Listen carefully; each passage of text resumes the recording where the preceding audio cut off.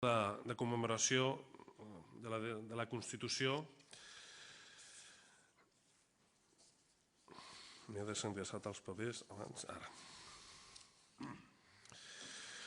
Avui obrim aquesta sala de plens, que ahir s'omplia d'activitat pròpia del ple, amb decisions importants com la majoria dels plens, i avui tenim l'oportunitat d'obrir les portes al senyor López Dulla per, com vam anunciar, celebrar aquest acte de commemoració de l'aprovació l'any 78 i per referèndum de la nostra Constitució. Vaig creure que malgrat el calendari, demà comença o aquesta tarda comença un llarg pont i estem a més immersos en una campanya electoral, que era important celebrar aquest acte. En primer lloc, per això de complir els acords de ple, i així n'hi ha un que ens emplaça a organitzar-ho, però també conscient de la importància que l'Ajuntament sigui capaç d'organitzar actes de reflexió sobre l'actualitat política i social que afecta tant la nostra ciutat com els seus veïns i veïnes. I ara, en aquestes dates, és el moment de parlar sobre la vigència de la Constitució, sobre la necessitat de reformes o no, o bé de parlar-ne d'una nova Constitució, en qualsevol cas tots ells elements de debat, de reflexió, tant polític com social com ciutadà. Així ho fem en altres moments de l'any, en altres èpoques, en altres àmbits, com pot ser Sant Jordi, certes efemèrides, ja siguin ciutadanes o socials.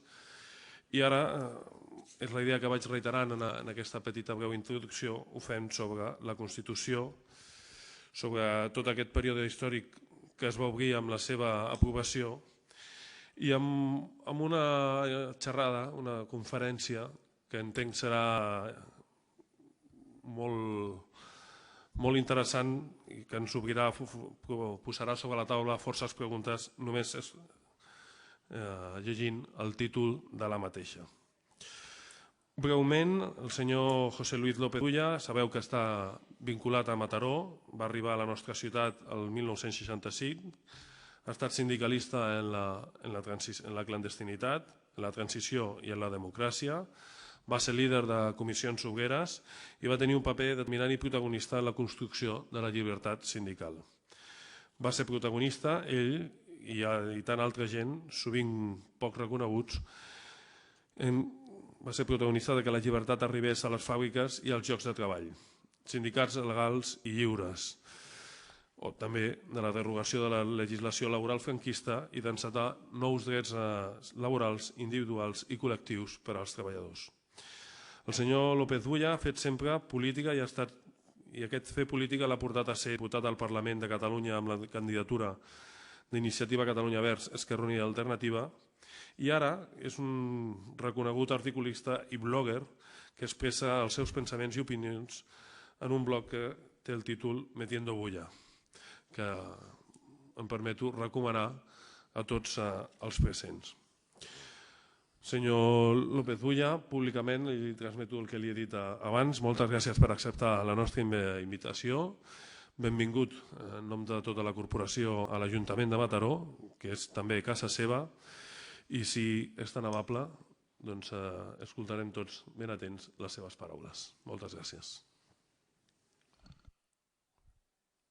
Señor alcalde, amigas, amigos, en primer lugar quiero agradecer al señor alcalde el detalle que ha tenido con un servidor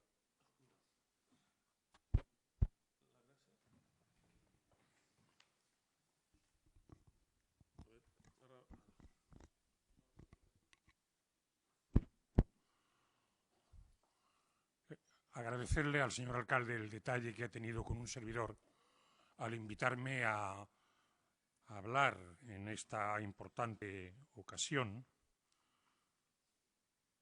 máxime cuando llevo ya mucho tiempo, más de una década, alejado del patio de butacas de la política partidaria. Quiero agradecerle también sus desmesurados elogios a mi persona y sin más protocolo y sin más interferencias tecnológicas, paso a hablar de la Constitución.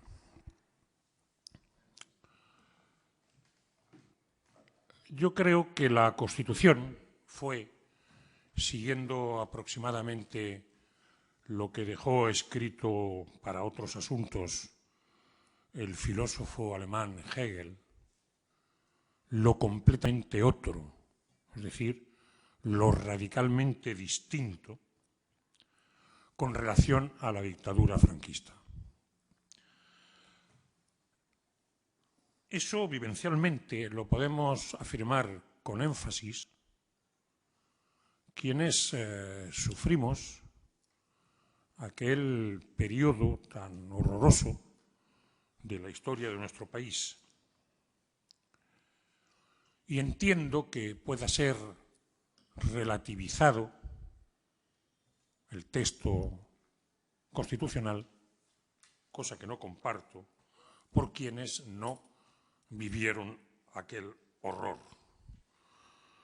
Sin embargo, debo de decir que la Constitución es el mayor almacén de bienes democráticos, el más importante que cuantitativa y cualitativamente haya dado una Carta Magna en nuestro país,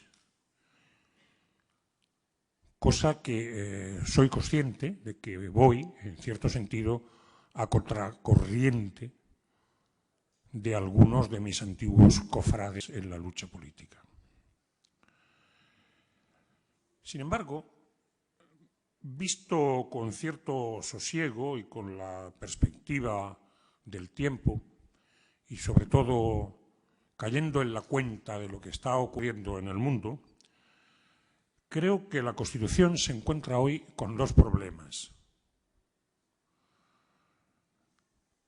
El primero es el acelerado desfase que está sufriendo el texto con relación al actual paradigma de la reestructuración del orden mundial, no solo de los aparatos productivos y de servicios, en el contexto de la globalización.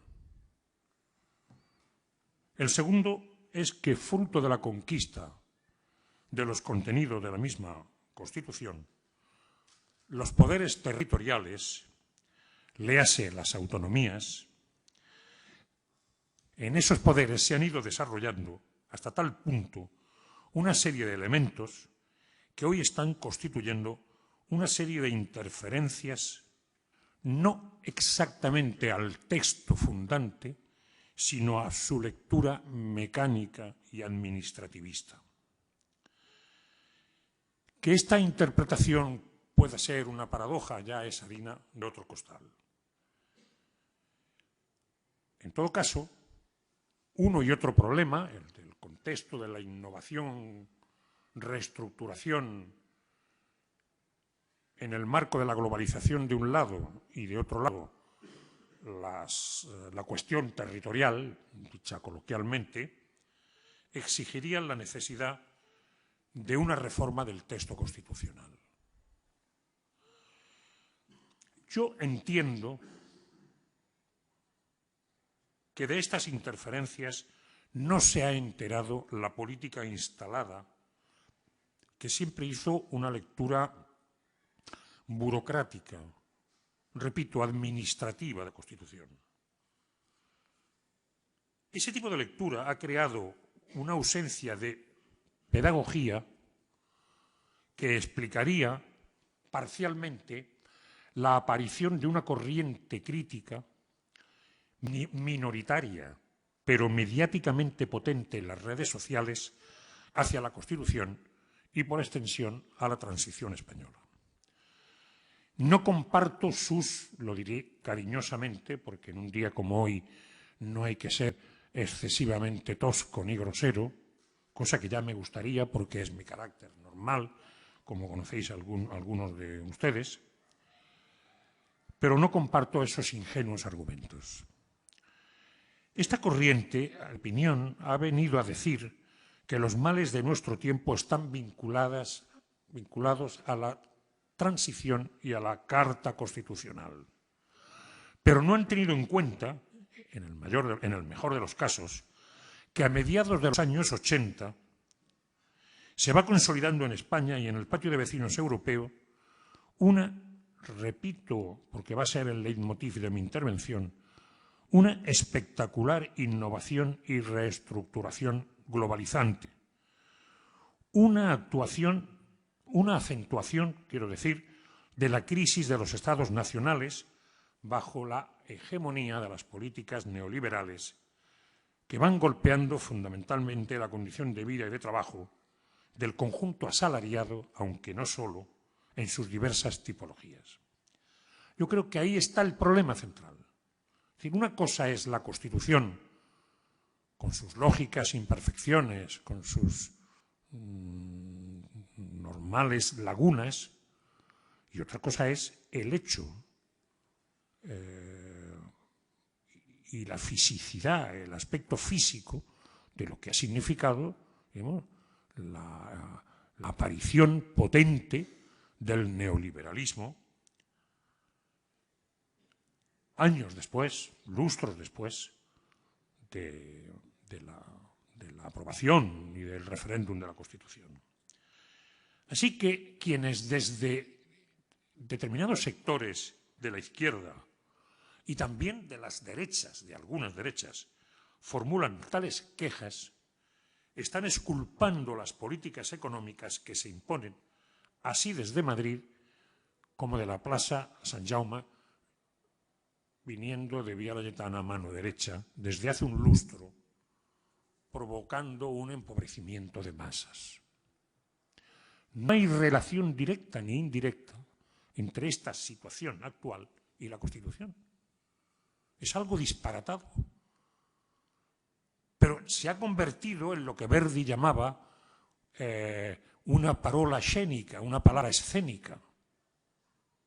La palabra escénica de Verdi más famosa es el va pensiero, que identifica a toda una ópera, Nabucco, o el famoso Amami Alfredo en la Traviata. Pues algunos han convertido esa parola escénica, esa palabra escénica, imputando a la Constitución problemas que no son ni directa ni indirectamente de ellos. Que eso lo hagan por agitación y propaganda, bueno, eso ya es otra historia. De manera que el reclamado planteamiento de un nuevo proceso constituyente tiene el defecto, a mi juicio, de apoyarse en una justificación infundada. Quienes planteen la necesidad de poner en marcha este nuevo itinerario constituyente deberían basarlo en una argumentación con punto de vista fundamentado, radicalmente nuevo.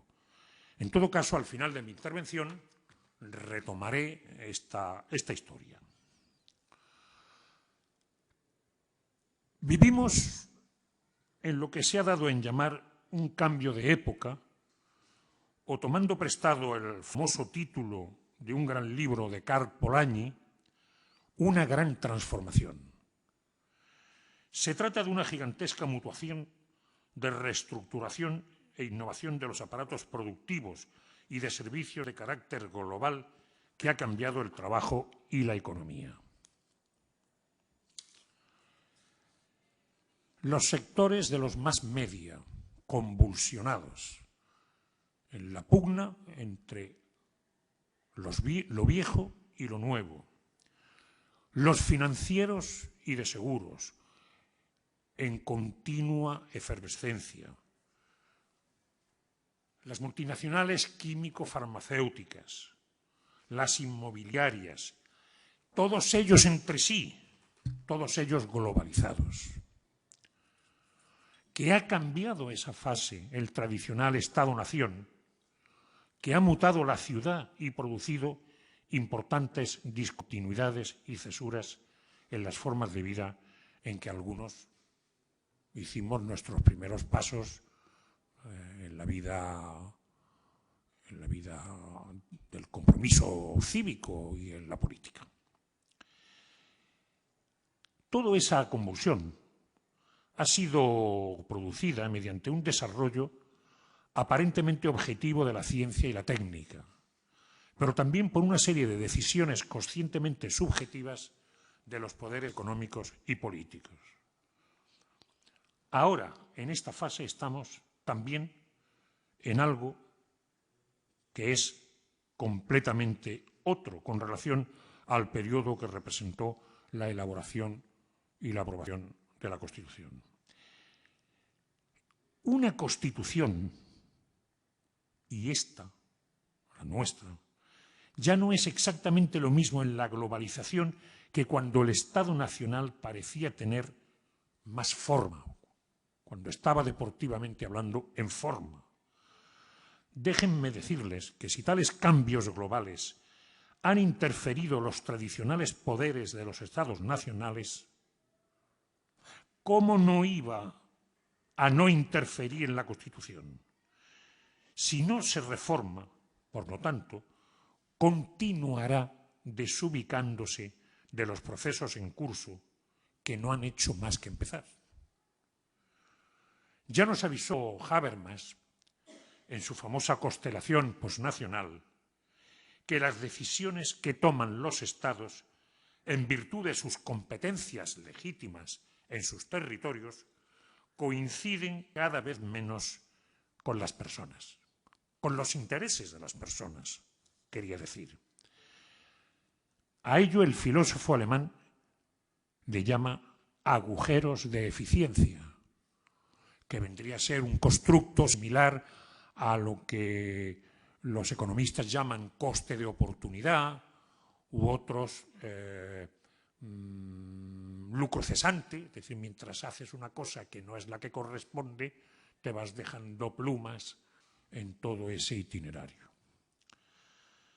Sostengo, como he dicho antes, que la crisis territorial, mejor dicho, de los poderes territoriales entre sí y de ellos entre ellos mismos con el poder central, es un resultado del desarrollo positivo de la Carta Magna.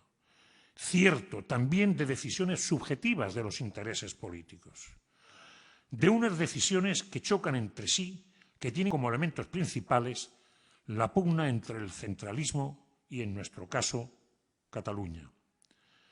Ahora bien, soy del parecer que esos elementos principales de pugna están en clave nacionalista, tanto de Anás con relación a Caifás, como de Caifás en relación a Anás.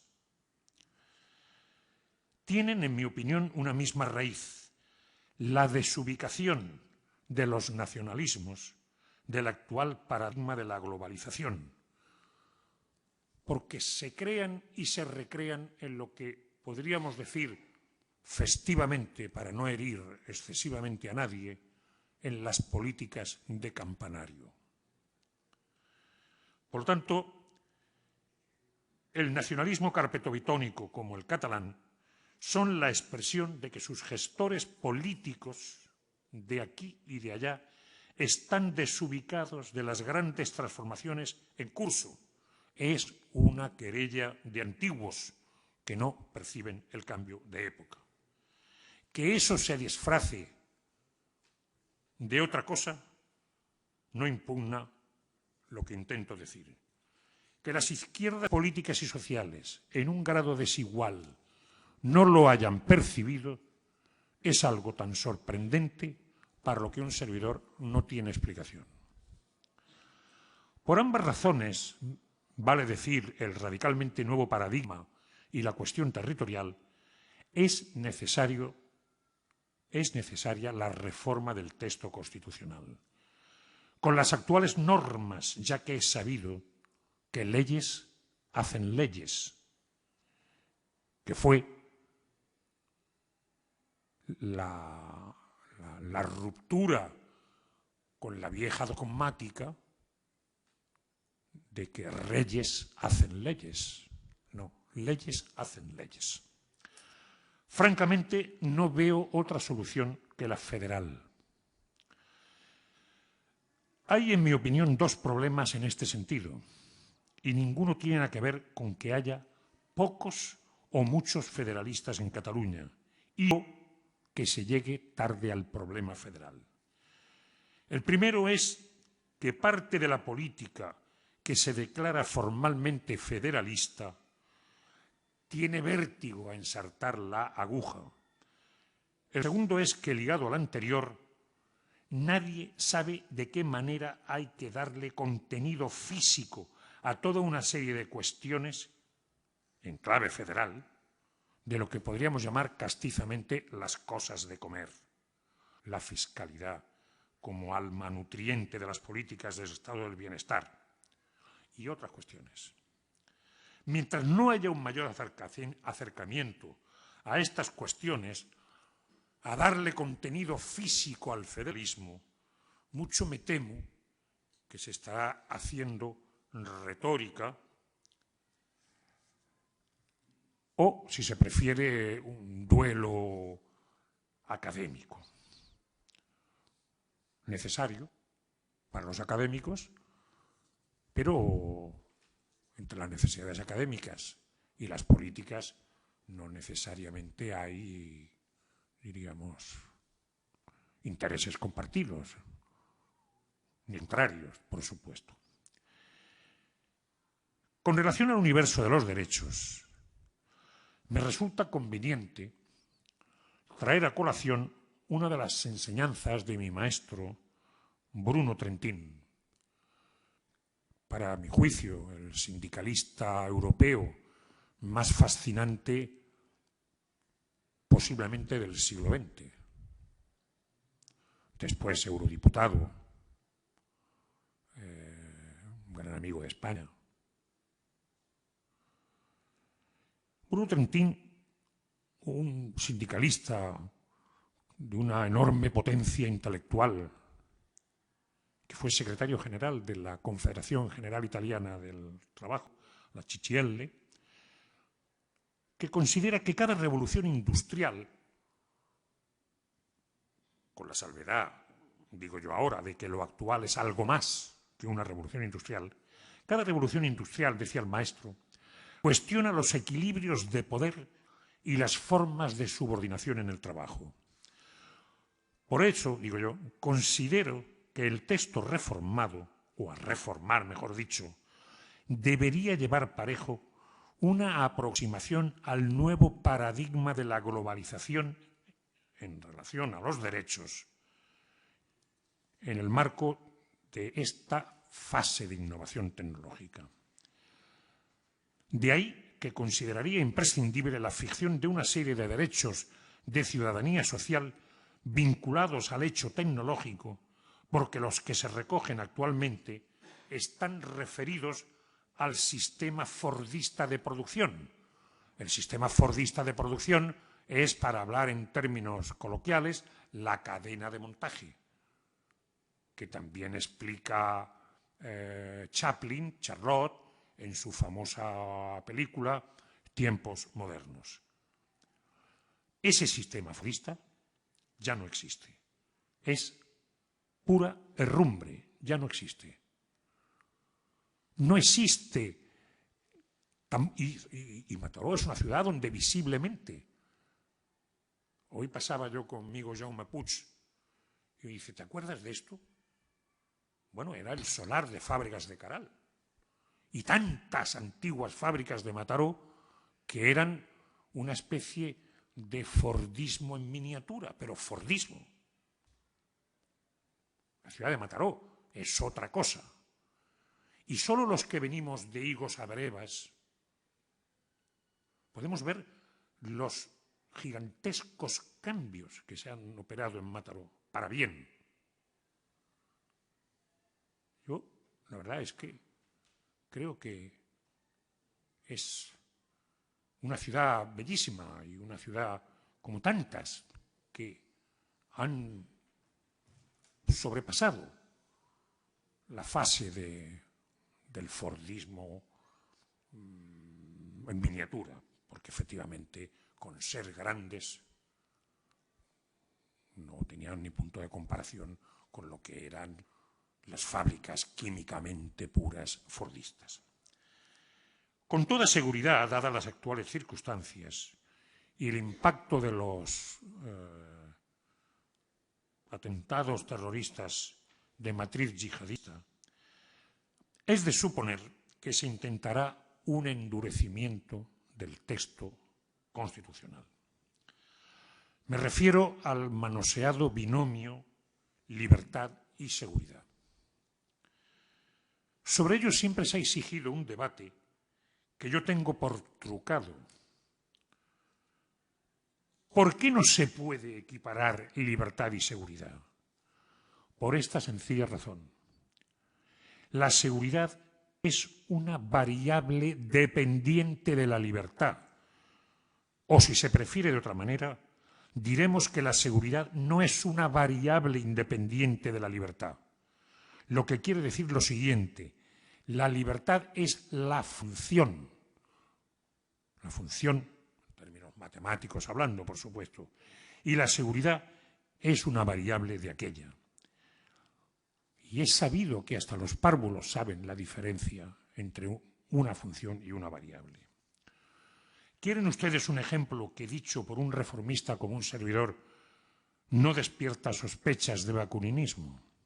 Esto: la confusión entre libertad y seguridad ha llevado a las izquierdas políticas y sociales desde hace más de un siglo a una cierta impotencia emancipatoria, porque su radicalidad democrática aparecía un tanto mellada mientras se iba desarrollando el diapasón de los colmillos de las derechas.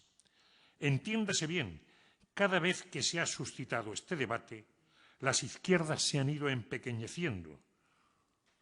Y en eso hago traer a colación la acerba crítica del profesor Alain Supiot cuando hablaba de la izquierda homeopática. ¿Quieren un ejemplo más? La praxis del fordismo,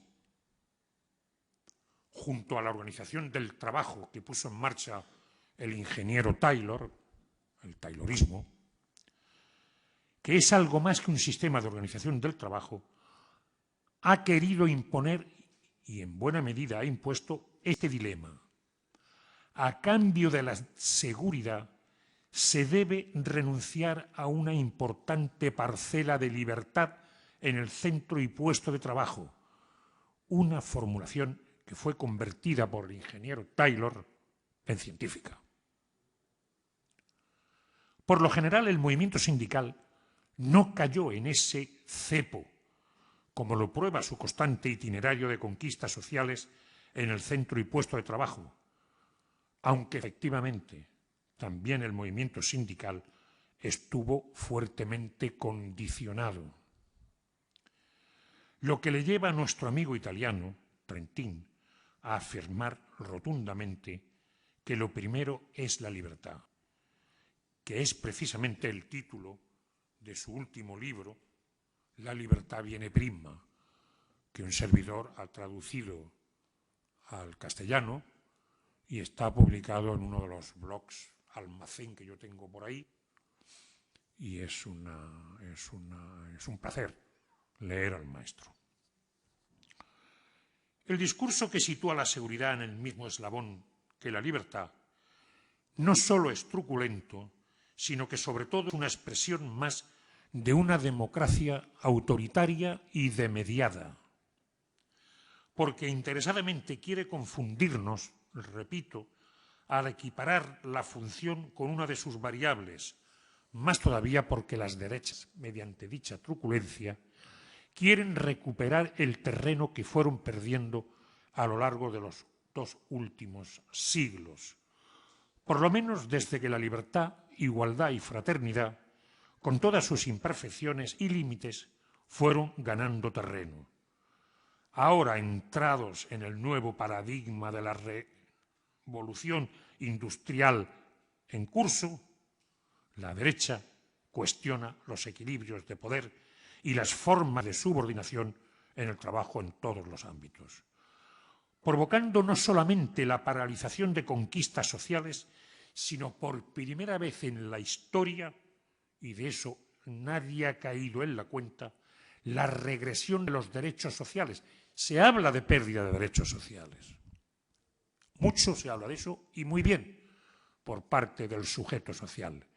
Sin embargo, no se dice que es la primera vez que se interrumpe el ciclo ascendente de la parábola para situarnos ahora en lo que podríamos llamar la parábola descendente de los derechos.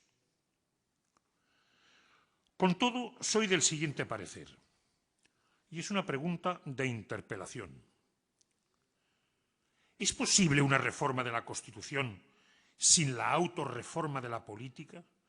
Esto es, de los partidos, sujetos sociales, léase sindicatos, y los operadores económicos. Teóricamente sí. Pero en la práctica estaríamos ante un desfase entre la Constitución reformada y la vetustez y estancamiento de los partidos y la vida política, neutralizándose entre ambos. Permítanme revisitar el terreno que me es más familiar, que es el que he pisado a lo largo con más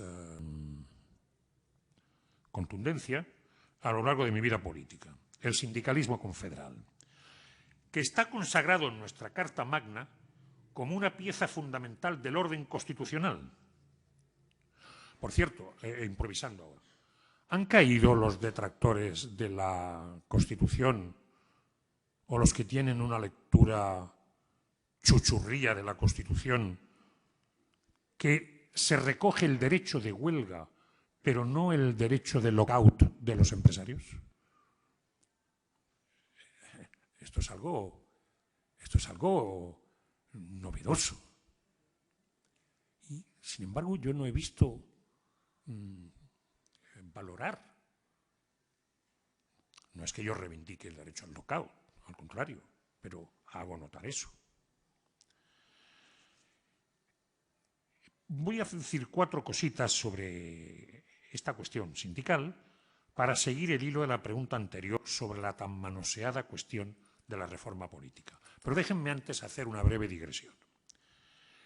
No me parecen convincentes las propuestas que en esta dirección hacen dirigentes de ciertos partidos y bastantes politólogos. Más o menos plantean aspectos importantes de la vida política e institucional. Vale. Pero si ustedes se han fijado bien, habrán notado que poco o nada se dice sobre la autorreforma de los partidos. Es como si pudiera coexistir una reforma de las instituciones dejando intacta la talabartería, la intendencia de los partidos políticos y otras hortalizas. No. Esto sería darle solo una mano de pintura a las instituciones. Diré más, no creo que la actual forma partido pueda ser útil en una Constitución reformada, de cualquier signo, preferentemente federalista, decía yo antes. Entiendo que hay mucha tela que cortar y es ahora cuando entro en el terreno del sindicalismo confederal como sujeto necesariamente que requiere una profunda reforma. Un sindicalista de prestigio, que no es, diríamos, el último de la fila, para utilizar un término coloquial, Ignacio Fernández Toxo, secretario general de la organización, ha razonado de esta manera sobre comisiones obreras. No podemos seguir haciendo lo mismo para conseguir los mismos resultados. Si el sindicato no se reinventa, el viento de la historia se lo llevará por delante. Por cierto, no he oído a ningún cofrade del sindicato repetir esta advertencia de Toxo, que a mí me parece que no solo va dirigida a su organización, sino que, presumo yo, al conjunto del sindicalismo confederal. En numerosos escritos he dicho que es necesaria la refundación del sindicato. Lo que pasa es que esta palabra refundación se está convirtiendo ya en una palabra enferma. El gran novelista Alberto Moravia llamaba algunas palabras que de tan sobadas se convertían en enfermas. La parola malata. Pero utilicémosla de momento. ¿Qué entiendo por refundación del sindicato? La readecuación de la acción colectiva al nuevo paradigma de la innovación y reestructuración global de la economía, porque ya hemos dejado atrás el largo sistema de organización fordista. Y la apertura de un debate que con sosiego y pragmatismo debería conducir a la unidad sindical orgánica, es decir, a un solo sindicato. Los dos sindicatos están juntos en la Confederación Europea de Sindicatos y en el Sindicato Global Mundial. Aquí están divididos. Oye, ¿eso cómo se come? Los dos sindicatos tienen su eje en el centro de trabajo, en los comités de empresa. Y externamente al centro de trabajo están divididos. Esta división es solo una herencia de cuando la izquierda, durante la Guerra Fría, la izquierda política tenía su propio sindicato como prótesis particular a la que le negaba la independencia, el pan y la sal. Pero esa época ya ha pasado. Esa época ya ha pasado. Aún recuerdo cuando se hizo el centenario de la UGT aquí en Mataró, por cierto, en el pabellón, que yo fui invitado por Nicolás Redondo y por Justo Domínguez, a la sazón secretario general de Cataluña, y esa tensión de ruptura, no solo por la convocatoria de aquella huelga general, sino por lo que era el trasfondo. El discurso de Nicolás Redondo reclamando aquella independencia y las fatigas que pasó nuestro Manel Mas, alcalde de Mataró, que no sabía qué decía en aquel momento, porque claro, la cosa era imponente. Y estaba haciendo mangas y caperote, aunque es cierto, él hablaba como alcalde y eso le daba una cierta distancia, no afectuosa, pero sí institucional. Hoy, la época de la Guerra Fría ha pasado. Y bueno, entonces, ¿cómo es que nadie le mete el hilo a la aguja de la acción? No digo que las cosas se hagan precipitadamente, pero como vengo diciendo esto desde hace 20 años, se está produciendo un agujero de eficiencia que diría el maestro Habermas, un lucro cesante y todas esas cosas. De la primera propuesta, es decir, que el sindicato sea hijo de nuestro tiempo, no un sujeto fordista, se desprende la necesidad de un pacto social por la innovación tecnológica. Un pacto social por la innovación tecnológica que dé lugar a una rica trama contractual, vertical y territorial con contenidos y derechos frutos del paradigma tecnológico, contemplando, claro está, el universo de las relaciones industriales y de servicios de la fase posfordista en la que nos encontramos. Un pacto por la innovación tecnológica como elemento central de la modernización de las relaciones laborales, de los agentes sociales y los operadores económicos, porque las patronales también necesitan algo más que una mano de pintura, digo yo. De lo segundo se entiende lo que he explicado antes con relación a la necesidad de ir transformando la pareja de hecho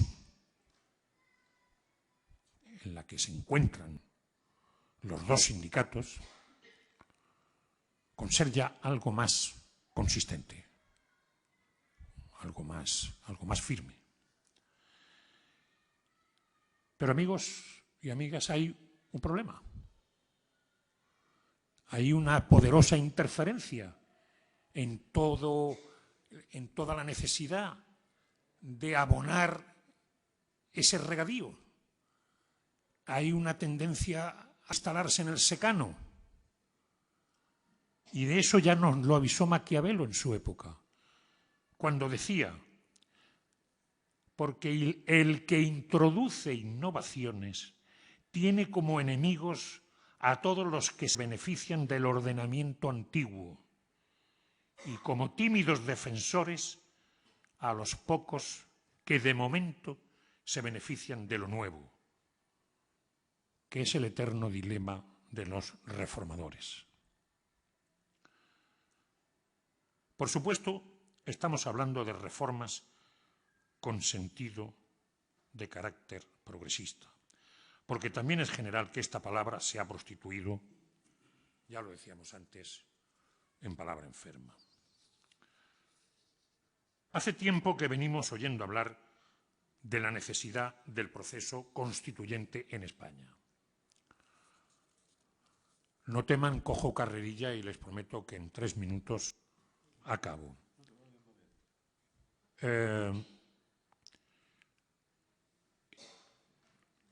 La interrogante que me planteo es, ¿tiene sentido entrar en un proceso constituyente sin abordar toda una serie de reformas? Reforma de los partidos, reforma de los sujetos, reforma de la sociedad, reforma de los medios,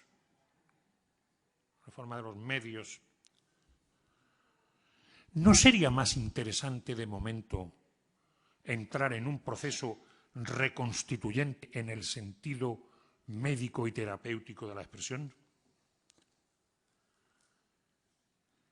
Yo creo que cuando se agolpan y se proponen tantas reformas, en el fondo, reformas a hacer por vía legislativa, como si la sociedad no pudiera entrar en un proceso de autorreforma. En ese sentido hay una especie de idolatría de la ley, porque está esa tendencia excesivamente extendida de que la ley lo puede todo o casi todo.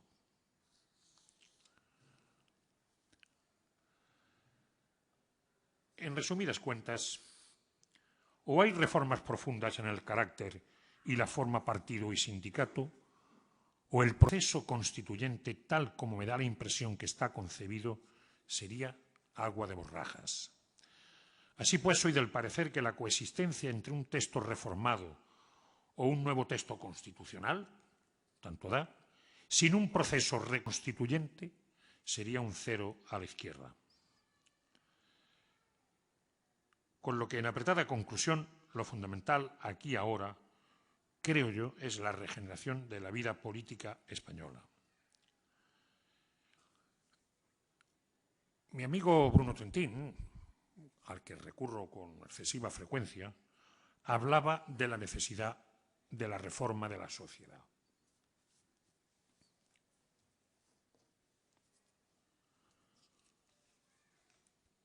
¿Han leído ustedes el último libro del maestro José Antonio Zarzalejos, que se llama Mañana será tarde? El libro es una maravilla. Tiene 5 capítulos, que yo recuerde ahora. El primero es la corrupción, el segundo es el rey anterior. El segundo es la cuestión, el tercero la cuestión catalana, el cuarto titulado humorísticamente 8 apellidos vascos, y el último es a ver si me acuerdo, el último es, bueno, no me acuerdo el título, que es el más llamativo, habla de la naturaleza de los medios, de los más media, con todos los tejemanejes de la reestructuración económica, tecnológica, el mundo de los periodistas de hoy, los tertulianos, la prensa, la tal. Yo digo, ¿eso no merece una reflexión por parte de la sociedad para provocar también un grano de arena en esa deseada por mi parte autorreforma de la sociedad? Porque no es cierto que la sociedad sea santa, santa, santa y los políticos unos desvergonzados. No es verdad eso. Eso es otra palabra escénica. Referirnos a la sociedad como piadosa, como ayuna de defectos, como virtuosa, eso es un disparate. Lo que ocurre que, claro, en el fondo, ahí lo que se quiere decir con eso es que las bases, no las bases de los partidos, la base de la sociedad es pura y santa, como la Virgen María Inmaculada, mientras que los partidos son, pues eso, una pocilguilla. No negamos lo primero en aquello de dónde y cuándo se da, pero lo primero es tan radicalmente falso como lo segundo. Bien, reitero nuevamente mi agradecimiento porque me ha posibilitado desfogarme un poco en algunas ideas que yo tenía en la cabeza. Reconozco que son ideas a contracorriente, son una talega o un almacén de heterodoxias, pero ¿qué le vamos a hacer? Así me hicieron y con mucha ostentación exhibo yo mi carácter heterodoxo. Muchísimas gracias.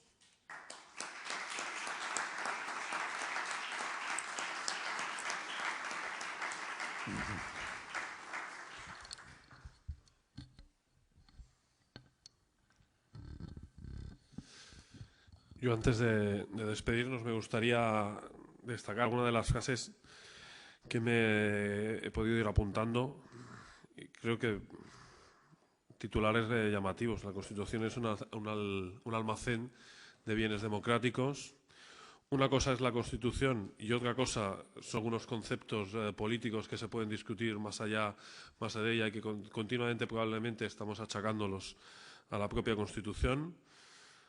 La reflexión sobre la pugna entre lo viejo y lo nuevo, la importancia de ser capaz el concepto de desubicarse de los procesos en curso, la crisis territorial es consecuencia de un desarrollo positivo de la Carta Magna, la desubicación, yo creo que eso da para reflexionar durante mucho tiempo, la desubicación de los nacionalismos en medio de la globalización.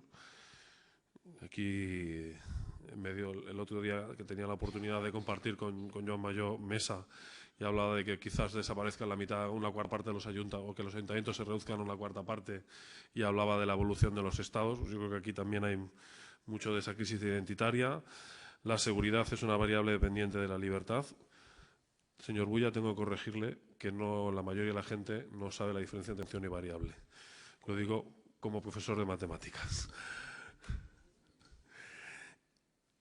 Ser hijos de nuestro tiempo, y me quedo la última, que yo creo que también en estos tiempos de campaña electoral y también de días de descanso reconstituyente en el sentido médico y terapéutico. Espero que a todos, que a ustedes como a mí, la charla les haya permitido reflexionar, formularse preguntas. Reconozco que para algunos puede haber sido inquieto escuchar según qué posicionamientos, pero les ruego que se lo tomen como una reflexión y como una pregunta sobre lo que está sucediendo que incita a la reflexión y a que sigamos siendo capaces, como decía el señor López Ulla, de ser hijos de nuestro tiempo. Muchas gracias de nuevo por su presencia aquí en esta sala. Muchas gracias, señor López Ulla, otra vez por haber atendido a nuestro ruego para conmemorar la aprobación en referéndum de la Constitución. Y a todos, muy buen fin de semana. Muchas gracias.